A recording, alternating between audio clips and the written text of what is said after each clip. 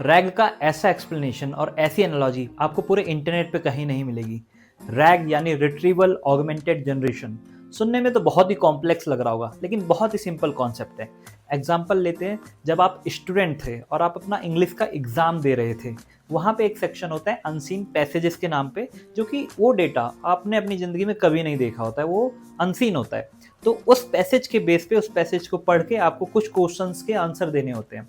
Similarly हमारा LLM भी, उसने इंटरनेट के डेटा पे तो ट्रेंड है, लेकिन कुछ प्राइवेट डेटा जो किसी ऑर्गेनाइजेशन का हो सकता है, किसी इंस्टीट्यूट का हो सकता है, उस पे वो ट्रेंड नहीं है, तो उसकी क्वेरी का आंसर वो नहीं दे पाता है। तो प्रॉब्लम तो आपको समझ आ गई एनालॉजी। अब हम आते हैं अनसीन पैसेज को आप सॉल्व कैसे करते थे।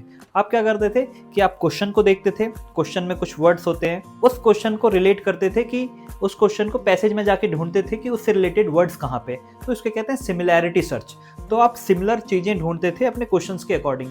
तो जैसे ही आपको सिमिलर वर्ड्स मिल जाते थे पैसेज में, फिर आप ऊपर की 2 लाइनें पढ़ते थे, नीचे की 2 लाइनें पढ़ते थे और फिर सॉल्व करने का ट्राई करते थे। सिमिलरली यहाँ पे क्या होता है, जब आपकी कोई क्वेरी आती है तो आप उस क्वेरी को इस आप प्राइवेट डेटा पे जाके सर्च करते हो और आप देखते हो कि कौन सा पैसेज इसके सिमिलर है, कौन सा पैसेज सिमिलर है, कौन सा पेजेस सिमिलर है। और जैसे ही आपको पैसेज सिमिलर मिल जाता है तो आप क्या करते हो कि इस पैसेज को और इस क्वेरी को अपने एलएलएम में भेज देते हो। तो एलएलएम के पास अब इस कॉन्टेक्स्ट भी है और क्वेश्चन भी है, तो इसकी मदद से वो आंसर कर देता है। और अगर आप अभी तक ये वीडियो देख रहे हो और आपकी लाइफ में कोई वैल्यू एडिशन हुआ है, तो प्लीज़ इस चैनल को सब्सक्राइब करो, क्योंकि आगे और भी वैल्यू एडिशन होने वाला है।